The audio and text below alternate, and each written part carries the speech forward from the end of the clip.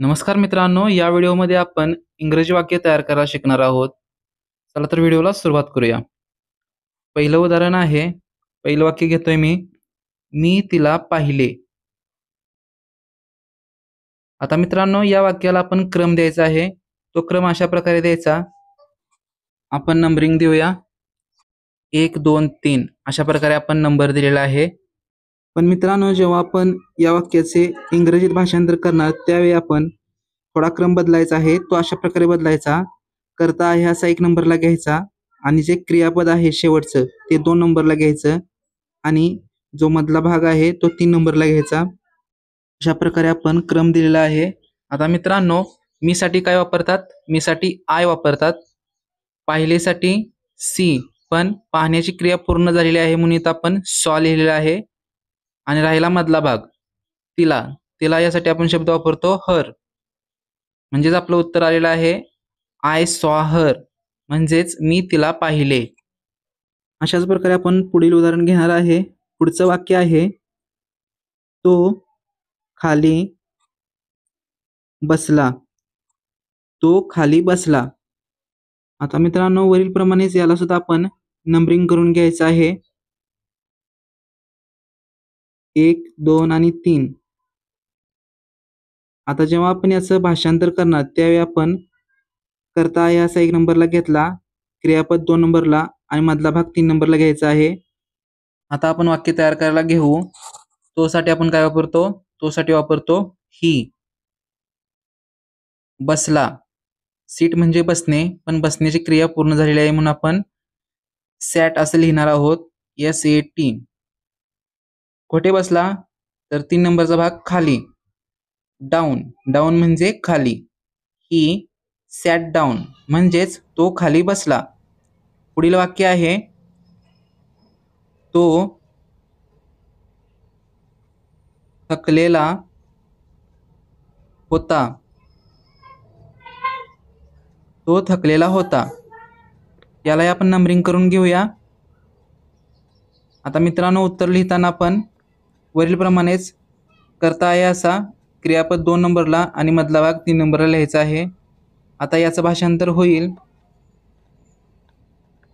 तो साठी आपण ही वापरतो. होतासाठी वॉज. वॉज म्हणजे होता. काय होता? तर 3 नंबरचा भाग थकलेला. टायर्ड म्हणजे थकणे. He was tired.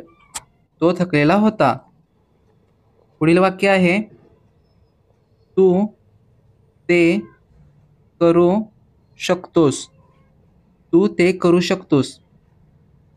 आता वरीलप्रमाणे यालाही आपण नंबरिंग करून घ्यायचं आहे. 1 ते करूला आपण एकत्र घ्यायचं आहे आणि त्याला आपण नंबर 2 द्यायचा आहे आणि शकतोसला 3. आता उत्तर लिहिताना आपण करता आहे असा 1 नंबरला घेतला, ते करूला 3 नंबर आणि क्रियापद आपण 2 नंबरला घ्यायचं आहे. जसे आपण वरती घेतलं त्याप्रमाणेच. आता आपण याचे वाक्य तयार करू. तू साठी आपण वापरतो यू. यू म्हणजे तू किंवा तुम्ही. शकतोसला कॅन. कॅन म्हणजे शकणे. तर काय करू शकतोस? डू आणि इट. इट म्हणजे ते. यू कॅन डू इट म्हणजेच तू ते करू शकतोस. पुढील 5 नंबरचं वाक्य आहे तो खूप मेहनती आहे.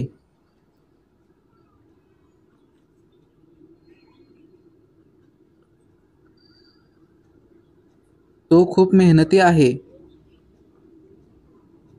आता या वाक्याला आपण नंबरिंग देऊया. तो साठी 1 नंबर. खूप मेहनती हा जोडून घेतलेला आहे. हा 2 नंबरला लिहायचा आणि क्रियापद 3 नंबरला. आता मित्रांनो, जेव्हा आपण वाक्य तयार करणार तेव्हा करता आहे असा 1 नंबरला घेतला, मधला भाग 3 नंबरला आणि क्रियापद 2 नंबरला घ्यायचं आहे. आता आपलं वाक्य अशा प्रकारे तयार होईल. तो साठी वापरतात ही.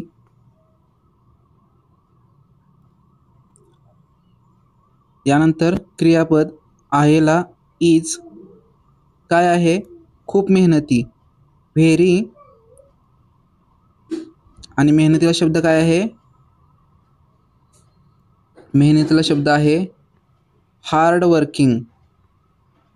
He is very hard working म्हणजेच तो खूप मेहनती आहे. त्यानंतर शेवटचं वाक्य आहे मित्रांनो, तो खेळताना पडला. तो खेळताना पडला. सोपं वाक्य आहे. यालाही नंबरिंग देऊया 1 2 3.